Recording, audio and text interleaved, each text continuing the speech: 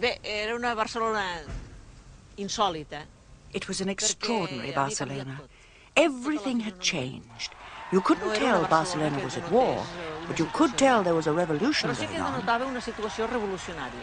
And there were far more flags and many people in the streets calling for volunteers, and many lorries leaving for the front, and many songs. There had never been so much singing.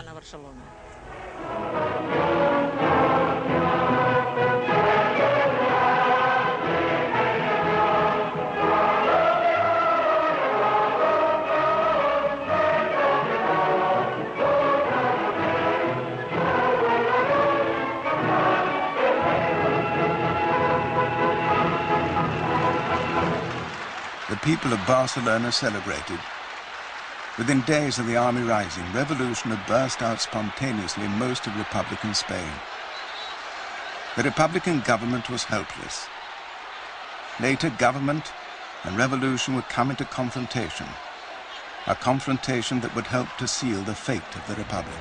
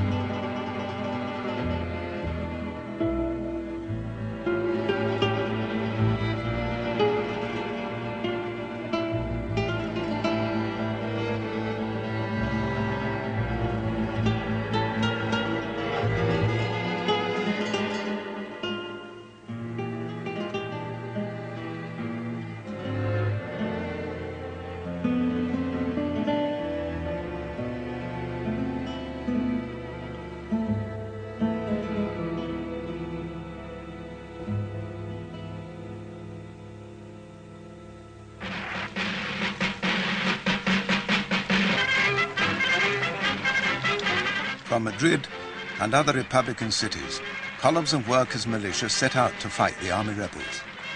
In these first weeks of the Civil War, the militias were the only real defense of the Republic.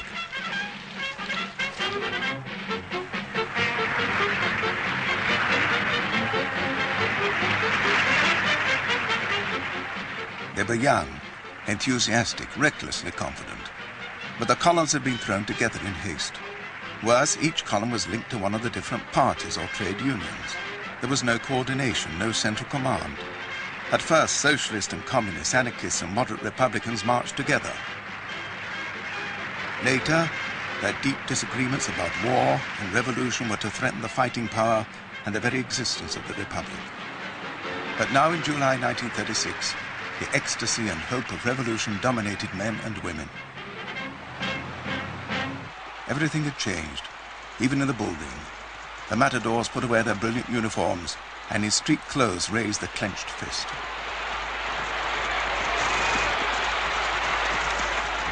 Catalonia was the anarchist stronghold. Here the revolution was more profound, more extreme. By the end of July, anarchists who had seized weapons to defeat the rising dominated the city of Barcelona. It was a moment anarchist militants like Josep Costa had been waiting for. Però en aquells moments, quan se produeix el trencament, quan la societat rebenta, at that moment, when society burst wide open, there was such tremendous enthusiasm among the working class, and this was channeled through the unions, the parties, everywhere. Els partits polítics, a tots els llocs on la gent concorria, amb un entusiasme. People participated with such enthusiasm, with such vitality, that it's very difficult to describe it now after so many years and to examine that situation coldly. But I do have to say that among ourselves, many of us said, now's the time to destroy all that has been oppressing us.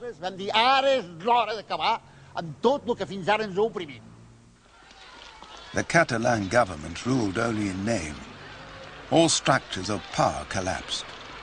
Churches and monasteries were burned and looted. Helpless, the Catalan government offered power to the anarchists. But true to their principles, they refused it. The anarchists believed that out of this revolutionary explosion, the people would create their own free society, without state, church, or capitalism. Federico Montseny was a famous anarchist orator. Had we taken power because we were the majority, it would have meant betraying a pact of common struggle we had, in a way, sealed with the blood of so many of our men from many different sides. Communists, socialists, syndicalists, and above all, anarchists. Comunistas, socialistas, sindicalistas, rabasalles, y sobre todo anarquistas. It would have meant betraying that pact and doing in Catalonia what Lenin and Trotsky had done in the Soviet Union with the takeover of power by the Bolsheviks. We didn't do it, and we have been criticized many times for it. With hindsight, who knows, perhaps we should have done it. Some anarchists now feel that their refusal to take power was the beginning of their undoing. At that time, the anarchists had no doubt about their main objective, to defeat fascism. But for them, the campaign was not just against the army rebels, but against capitalism itself.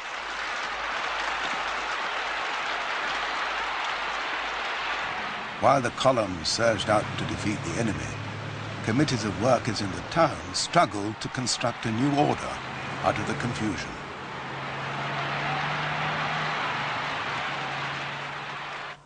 At that time, it seemed impossible to solve those initial difficulties, but looking back, people really showed a lot of common sense. Everything was improvised. You could call it a miracle. Despite the religious meaning of the word, it was a miracle achieved by the ordinary people. As the chaos subsided, this new revolutionary society began to function. Much of the Catalan economy was now being run by the workers themselves. In Barcelona, trams and cinemas, factories, department stores and even greyhound tracks were run by their own employees. The trade unions saw to food supplies. Union lorries drove out to the villages with goods to exchange for food.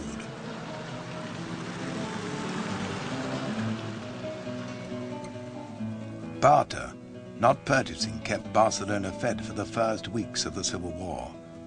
In some places, money itself, seen by anarchists as inherently evil, was abolished. Shopping was done with vouchers, issued by local committees. What do these vouchers represent? Well, they had to represent hours of production. The hours spent by a carpenter building a piece of furniture, or the hours spent by a peasant harvesting, working on the fields. Everything was calculated in hours of production. The peasants liked it because it meant making them equal to the industrial workers, making all work equal. Vouchers bought bread at the bakers, but they now also bought lunch at the Barcelona Ritz. The big hotels have been turned into hospitals, or into canteens serving cheap meals to militiamen and working-class families, as this anarchist newsreel proclaimed.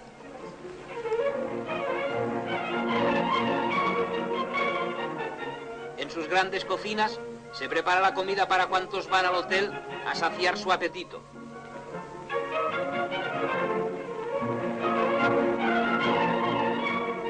Los amplios comedores que antes ocupaban maquilladas y frívolas damiselas, grandes financieros, capitanes de industria, aristócratas ociosos y aventureros internacionales de toda la Haya, ahora están abarrotados de hombres y mujeres humildes que siguen el ritmo de la sociedad que se está creando. Barcelona trabaja y come, esa es su fuerza y su virtud.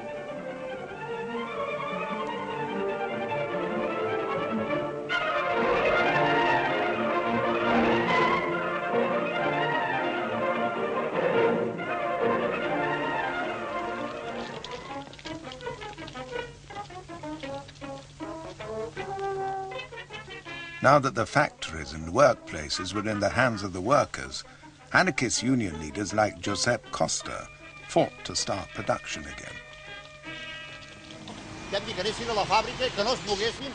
We told the workers to get back to the factory and wait for our instructions.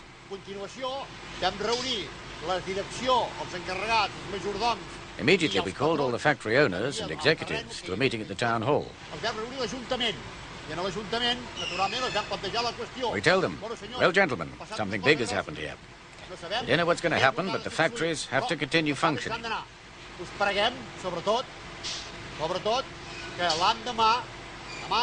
We ask you to be at work again tomorrow at whatever hour you're supposed to start. 5 o'clock or 8 o'clock. Agreed?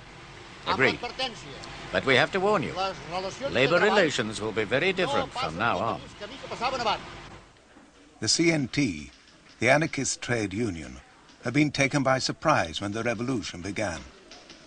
It was anarchist militants who rallied the workers to take over their industries. Where the old bosses remained, they had to take orders from these workers' committees. Nearly 2,000 enterprises were collectivized in Catalonia, the greatest experiment in workers' self-management Western Europe has ever seen. The workers now set about improving their working conditions. Free medical care and adequate pensions were introduced. But at the same time, some of the old employers were hounded as enemies of the people.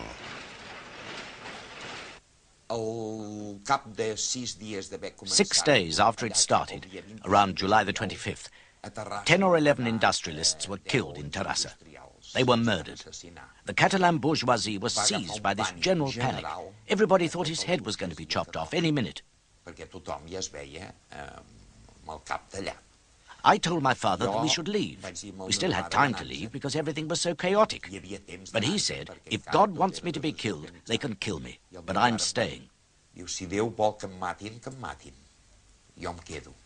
Revolutionary terror spread through the Republican areas. The middle classes in most of Spain had supported the army rebellion, but the liberal Catalan middle classes had remained largely pro-Republican. Now they became the victims of this terror and turned against the Republic.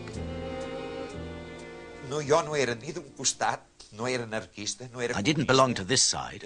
I wasn't an anarchist. I wasn't a communist. I was a liberal man who respected other people's way of thinking. And on the other hand, I could never have fought on Franco's side, which was, and still is, totally opposed to my way of thinking. For the moderate Republican government, the revolution was threatening to split society. It also threatened its chances of winning the war. The Spanish communists took the same view. But it was not only the killings and the collectives that shocked the middle class.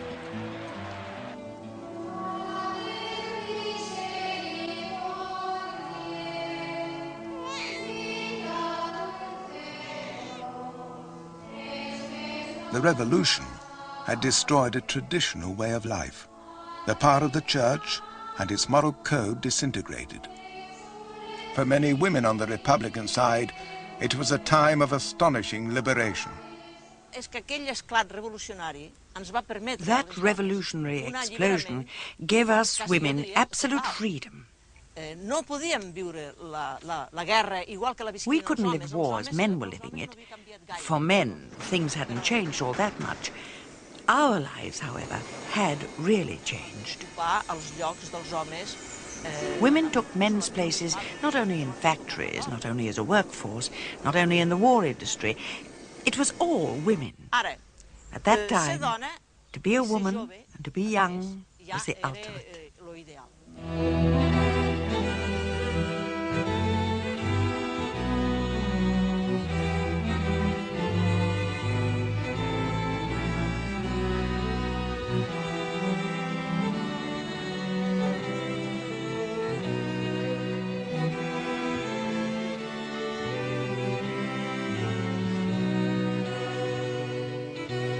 The revolution brought women instant and radical changes. Abortion was soon made available on demand.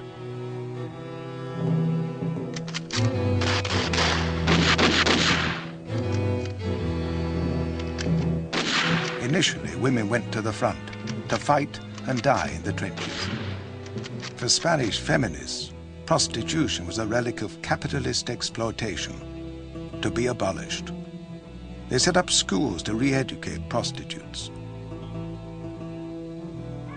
revolutionary vice squads cleaned up the red light district of Barcelona. But it wasn't easy to change old habits overnight.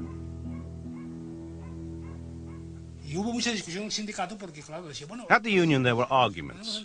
We've heard that you shut the brothels. Where will people go now? The others would reply, they can find a girlfriend or get married. That can't be done overnight, they'd say. You could have shut 2 brothels today, another 2 tomorrow, so that people could get used to the idea. The same with the taverns.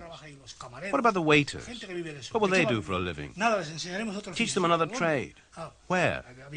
You see, there were those we call the pragmatists, the realists who could see the revolution wasn't easy. But then there were the moralists, those who gave the Spanish Revolution the healthy air it had.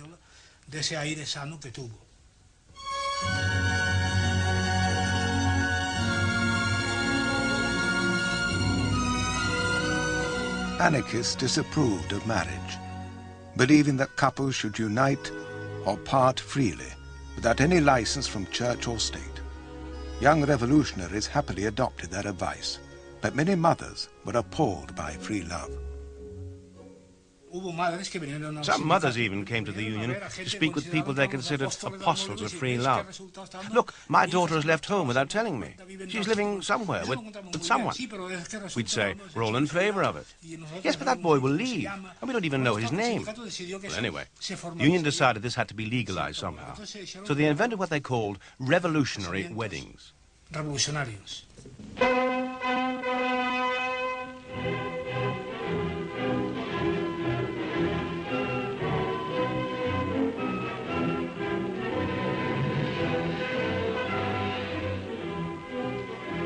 Revolutionary weddings took many different forms.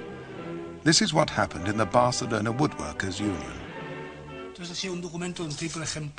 We made 3 copies of the marriage certificate, the original and 2 more. The union kept the original, and 1 copy each was given to the man and the woman, who were told, if at any time you have any problems and wish to separate, come here with both pieces of paper. We'll take our copy and set fire to the 3 of them, and you'll be free again. That was the official wedding ceremony. But as with many other things, it became necessary to force the situation a bit, because there wasn't enough time for persuasion and proper education. So the president of the union, a very amusing man from Seville, would take the man aside after the ceremony and tell him, look, what we said about burning the documents isn't quite as easy as you think. It's something that has to be thought about carefully and properly weighed up. So don't come here pestering me, because if you do, I'll give you such a kick in the balls, you'll remember it for the rest of your days, right? So off you go, be happy, long live the revolution. These revolutionary changes were taking place throughout Republican Spain. Led by improvised military commanders like Buenaventura Durruti, the militia columns pushed their way towards the front.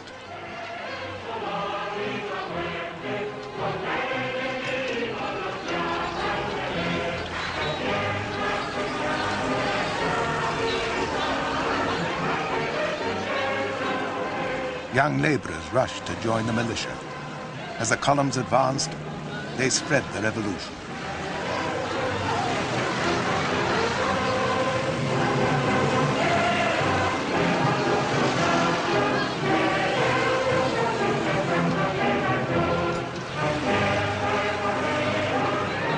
The ancient dream of a collective society without profit or property was made reality in the villages of Aragon. In many places, money itself was abolished. All forms of production were owned by the community, run by their workers. These collectives formed an independent anarchist area within the Republic. The Council of Aragon coordinated their activities.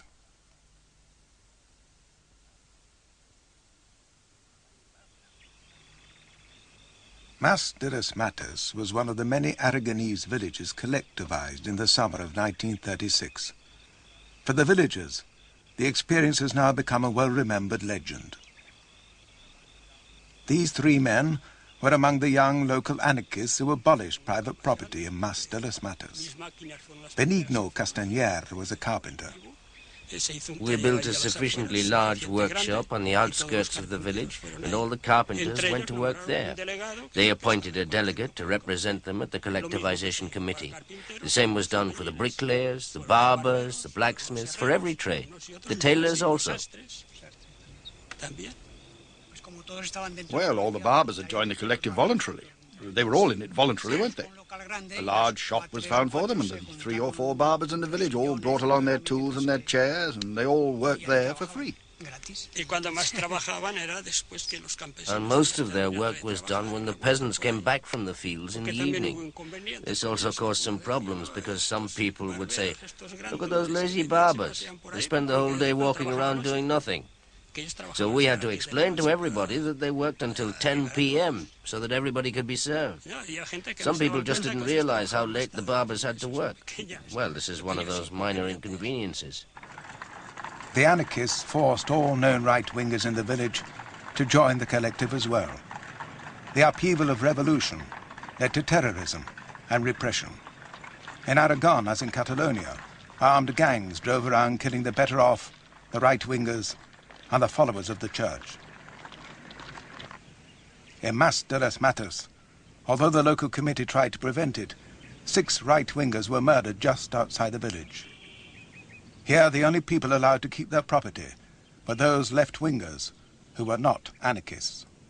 For the rest, members of the collective by choice or out of fear. The old world of cash and property, rich and poor, now disappeared. Money was abolished, and we created what we called the family card, with all the members of the family, and everything that wasn't produced here was allotted according to the numbers in each family.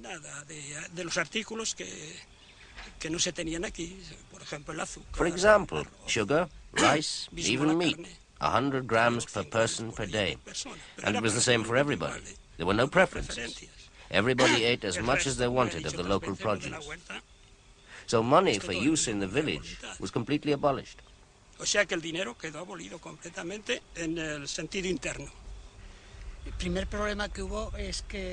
first problem was that because everything was free, coffee, tobacco, this was a problem.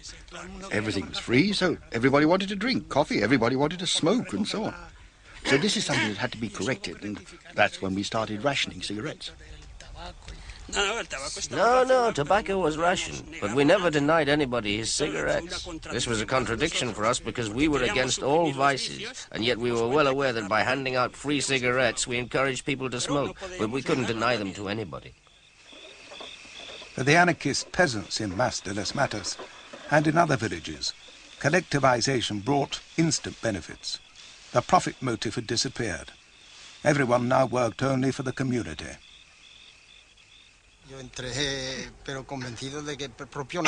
I joined the collective fully convinced, and I gave everything. At home they were nearly crying because I took everything to the collective. Our sheep, all our money, everything. And with such enthusiasm. And working as much as we did before because the harvest had been delayed. We worked day and night. In this summer of 1936, the revolution was triumphing in most of Republican Spain. But it was already failing in its most basic task, to win the war. Everywhere the militias were being held or defeated by the advancing rebel armies. In this crisis, the Republic was divided. For some, the government and the communists, revolution must wait until the war was won. For the anarchists and many socialists, the only way to win the war was to defend and extend the revolution. This argument was soon to tear apart and transform the Republic, unleashing a civil war within the Civil War.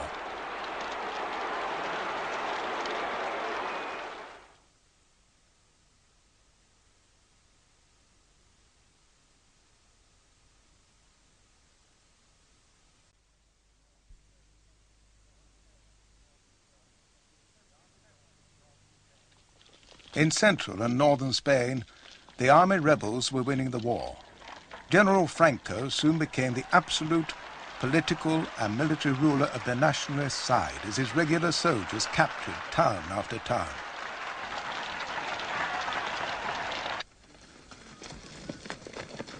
The militia columns, brave but disorganized, had no unified command.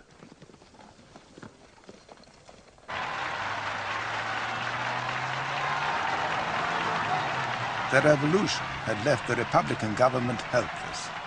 And yet, initially, the new revolutionary leaders did not form a new central government or military command of their own.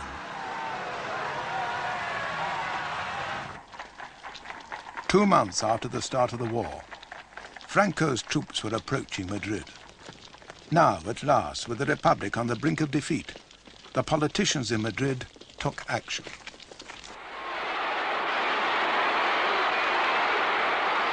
In September 1936, the Socialist Union leader Francisco Lago Caballero formed a so-called Government of Victory with socialist and communist ministers. A strong military command was formed. Further revolution was discouraged.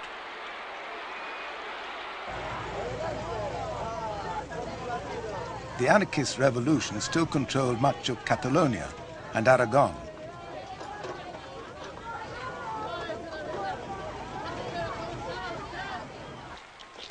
The anarchist leaders refused on principle to join the new central government.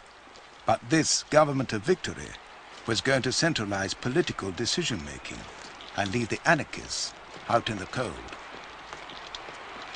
The new Madrid government was a triumph for the rapidly expanding Communist Party. In line with Stalin's policy, they stood for an anti-fascist popular front, an alliance of left-wing and middle-class parties which would appear moderate and responsible enough to win support from Western democracies. They also wanted to check the revolution and impose their discipline. Aparecía claro que entrábamos en una guerra civil. It was clear that we were entering a civil war and that we were facing an organized enemy with an organized army, and that we needed a real army ourselves. And the starting point for this army was the 5th Regiment.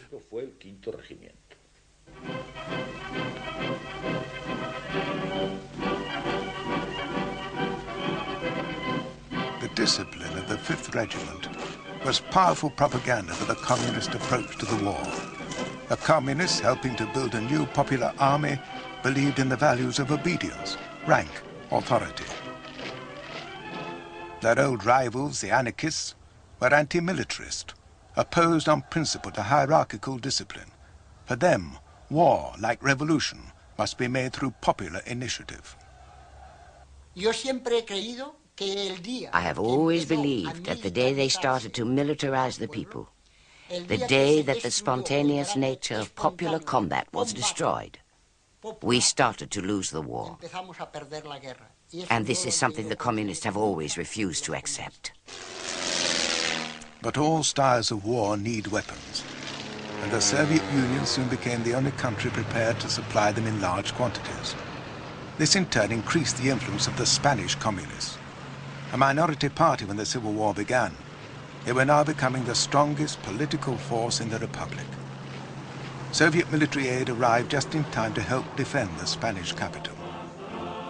No pasarán. They shall not pass. By November, Franco's troops had encircled Madrid on 3 sides.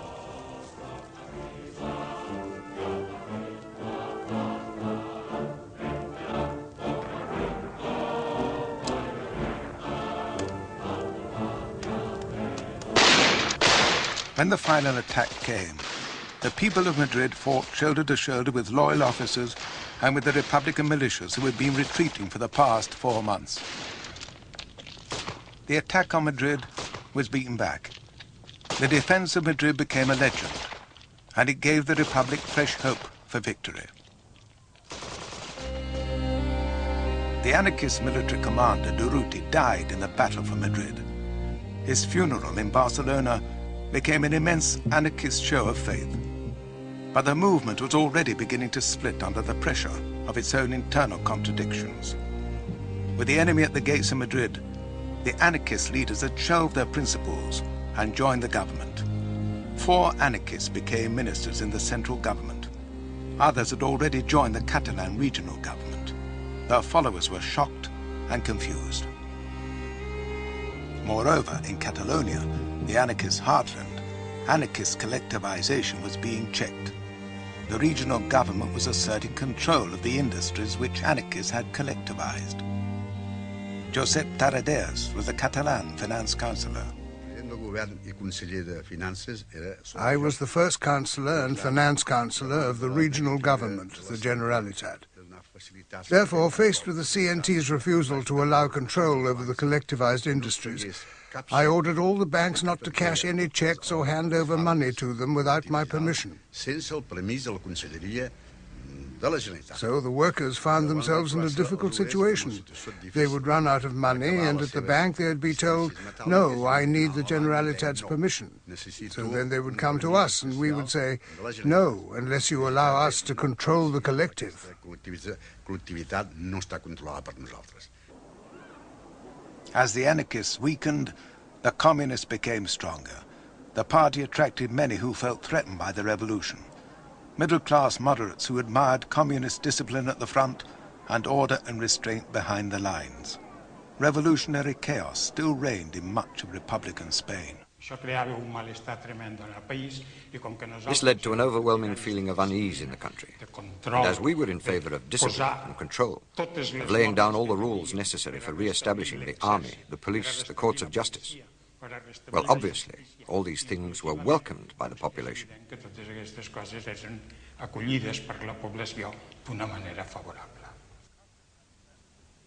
But the communist methods of recruitment attracted bitter criticism from other parties in the Republic. El Partido Comunista, a diferencia de otros partidos. In contrast with the other parties, the Communist Party opened its doors unconditionally and without any controls to anybody who wanted to join. What they wanted was to build up their party by taking advantage of the very special circumstances in Spain at the time. So that's the way they did it. They were very smart about it. It was easy to grow that way. They made the soldier sergeant, the sergeant lieutenant, and the professional man captain. They cultivated people's ambition so that they became unconditional supporters. They made sure that people who had no influence in their civilian lives became important in military terms.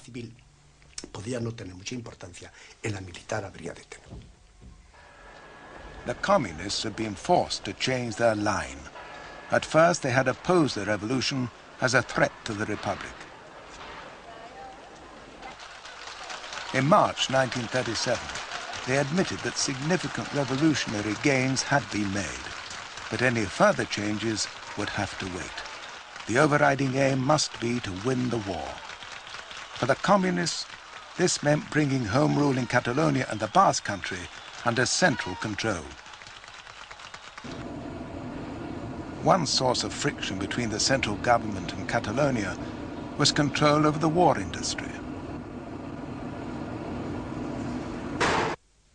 La única fábrica que había de cartuchería.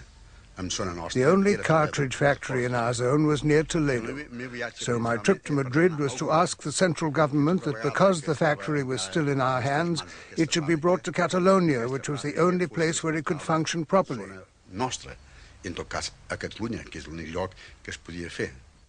Tarradellas' visit to Madrid ended in failure. The government, wary of growing regional power, refused his request. So I left Madrid without the Toledo factory. A short while later, I heard, as did all the other Spaniards, that Toledo had fallen into the hands of General Franco.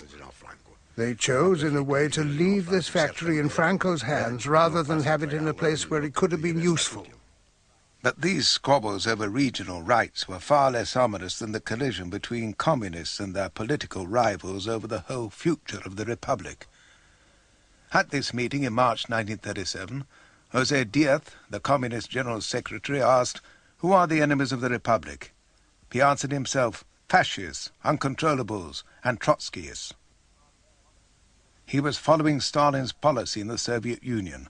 There, the uncontrollables, the anarchists, had already been purged. The Spanish Civil War coincided with the height of Stalin's purges of his political rivals. Leon Trotsky had been exiled in 1929. Bolshevik veterans like Zinoviev and Kamenev, also seen here in 1926 at a state funeral, were executed in 1936. Trotskyist was a label given to any independent Marxist who defied the instructions of Stalin and the Comintern in Moscow. Communists in Western Europe justified these purges. Trotsky was pilloried as a Nazi agent. Bill Bailey was an American communist fighting with the international brigades. We had heard that Joe Stalin was trying to keep the country secured and safe and get rid of all the enemies that were trying to constantly tear down the Soviet Union. Therefore, he was conducting these type of purges, and we were led to believe that they were enemies of the people, enemies of the Russian people, consequently the enemies of the working class every place. And later on, of course, it proved that he was wrong, that he was nothing but a paranoid, sick SOB in many cases. And these people that were purged came from the background of fighting for the great ideals of socialism. They went through all the aches and pains and the terror to create this society, only to be taken out later as dogs and shot. The POUM was an independent Spanish Marxist party which loudly attacked Stalin's dictatorship.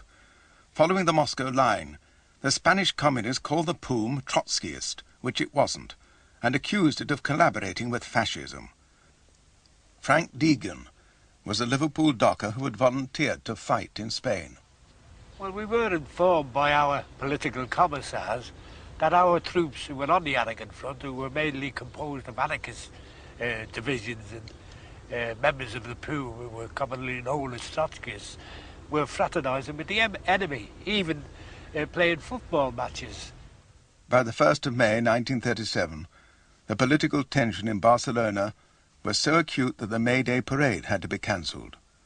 The anarchists and the POUM were still powerful in the city. The communists were impatient for a showdown, as was the central government, with the exception, of course, of the anarchist ministers. The conflict began here, at the Barcelona telephone exchange, which was still run by anarchists. One of the girls on duty that day was Enriqueta García Tavera. I was at the switchboard near the window. The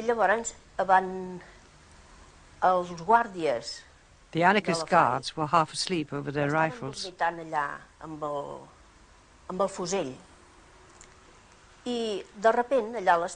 At about 3 o'clock, I looked out and saw 3 lorry loads of assault guards pull up outside. They jumped out and raced into the building. They started going up the stairs. I think most of the anarchist guards were on the first floor. Then I heard shots, and I was even more frightened. The anarchists saw this as the all-out challenge they had been expecting. They raised barricades throughout the city. Shooting began in the streets. On the Aragon front, some anarchist units began to march back to Barcelona. The anarchist Juan Manuel Molina was Defense Under-Secretary in Catalonia.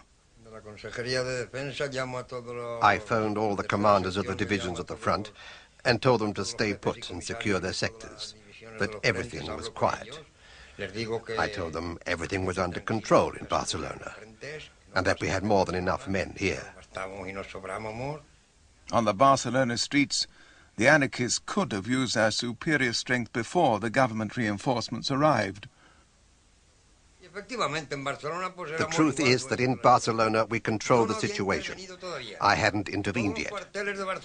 All the military barracks were in my hands, except for the Karl Marx barracks, and we had it surrounded by the people, just waiting for my orders to attack. The anarchist ministers rushed to Barcelona. One of them, Federica Montseny, appealed to her followers over the radio. She argued that they could not afford a civil war behind the lines. I tried to make them understand that they couldn't go on fighting, that they had to lay down their weapons and end that fight, that the battlefronts would collapse and it would all end shamefully in front of the whole world. This appeal horrified the anarchist militants at the barricades. Their leaders, they thought, had betrayed them. To lay down their arms would mean the end of their revolution. At the barricades, you heard all the insults you can possibly imagine.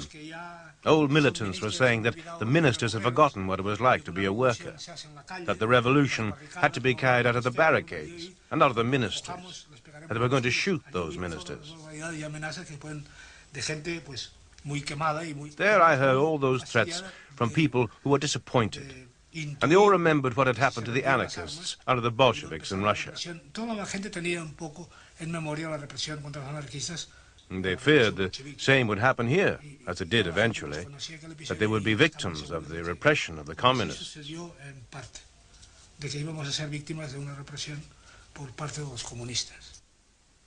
The Republic brought in troops to put down the insurrection. 5 days of fighting had left about 500 dead. The anarchist power and their revolutionary vision of the future now lay shattered. That's where we lost the war, the revolution, and all the hopes that the Spanish people had placed in the transformation. That's where it all ended, in the May events. The May events also overthrew Largo Caballero, the socialist prime minister of the Republic. He had been too independent, too tolerant for communist taste. Now he was forced out of office and replaced by Juan Negrin, another socialist, but more authoritarian than Largo Caballero. With the anarchist revolution checked in Catalonia, the communists were now free to deal with their other rivals, the POUM, who had fought alongside the anarchists in the May events of Barcelona. In June 1937, POUM was declared illegal, and an order issued for the arrest of its leaders. The first to be taken was Andrés Nin, the POUM's general secretary. Julián Gorquín, another member of the POUM executive, witnessed his arrest. Another party member, Adroer Herradella, came up to my office to tell me that the police had come to arrest us and take Andrés Nin away. I looked out of the balcony and saw Nin walking outside quite casually, surrounded by policemen. I never would have thought that I would never see him again, and the terrible tragedy that was being prepared for the death of Andrés Nin.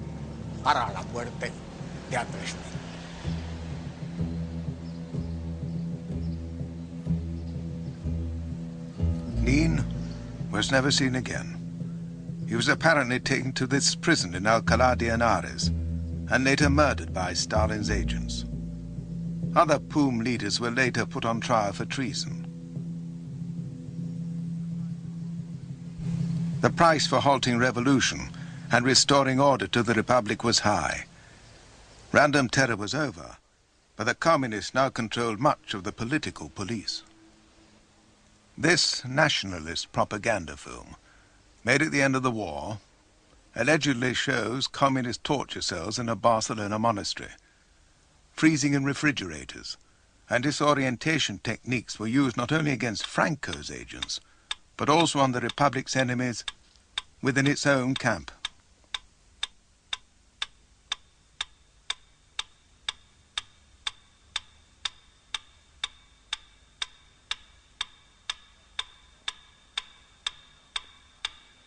Aragon was the last area still under anarchist control. In August 1937, the communist military commander Enrique Lista marched in to restore the central government's authority. The communist troops returned land to all those who had been forced to join the anarchist collectives. The central government, with communist support, had demolished the anarchist revolution and imposed its discipline. But at the front, the Republic was failing. Its new disciplined popular army continued to be defeated. Shortly after its takeover of Aragon, the Republican army launched another offensive in an attempt to take pressure off the north. The first major battle was at the small town of Belchite.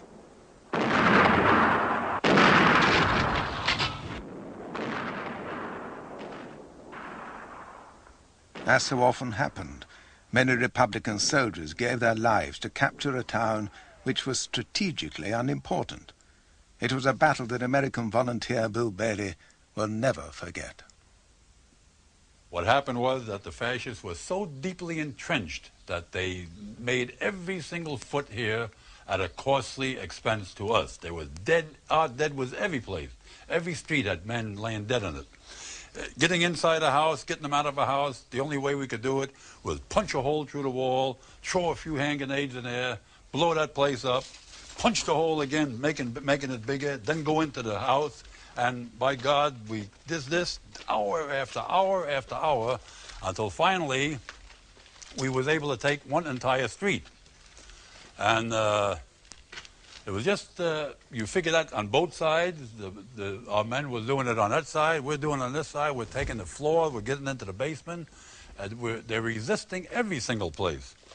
So finally, after, say, 4 or 5 hours, we was able to take one whole street, and that was at a very expensive cost. Belchite finally fell. But only months later, the Nationalists recaptured it, at very little cost. The Aragon offensive failed. The Republican army was weak on military tactics and had been torn by internal disunity.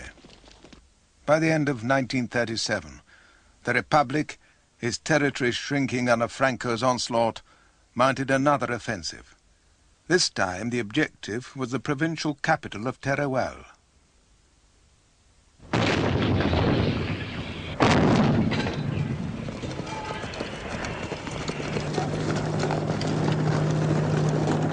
In the bitter cold of the Aragonese winter, Teruel was conquered. Again the Republic had won a bloody victory for an objective of little significance. These victory celebrations in Barcelona were premature. Veiem lo que representa la nostra lluita pels valors universals de la pau, del treball i de la justícia. I anem a la guerra impregnat per aquests sentiments i per a guanyar aquests postulats. Visca la llibertat catalana!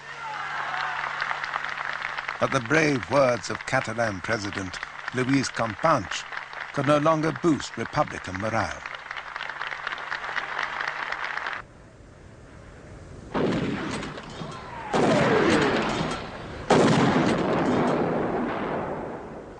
In January 1938, Franco's troops counterattacked and reconquered Teruel.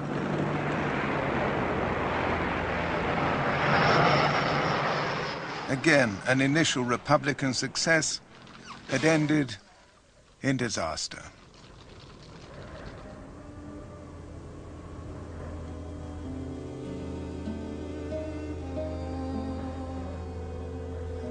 The nationalist forces now prepared to push down from Aragon to the Mediterranean.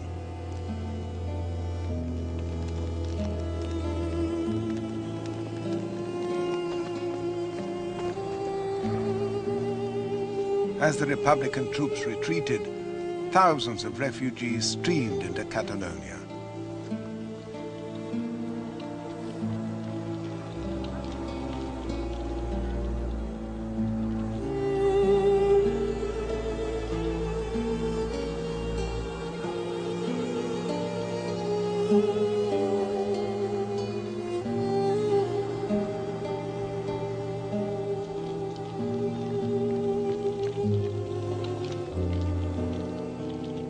In Catalonia, the revolutionary battle cries now fell on deaf ears.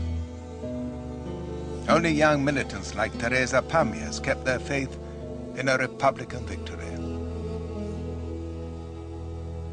Nosaltres teníem una actitud tan entusiasta i tan romàntica que no veiem We had such an enthusiastic and romantic attitude that we didn't even notice how ridiculous we looked when we climbed up lampposts to harangue all those poor women and many children queuing up to buy a bit of bread.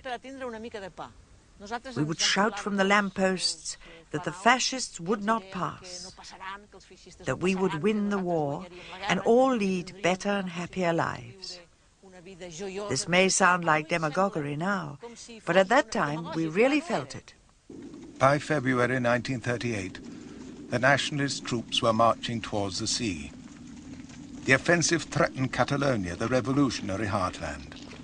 But there, as in the rest of Republican Spain, the revolutionary spirit of 1936 was now only a memory.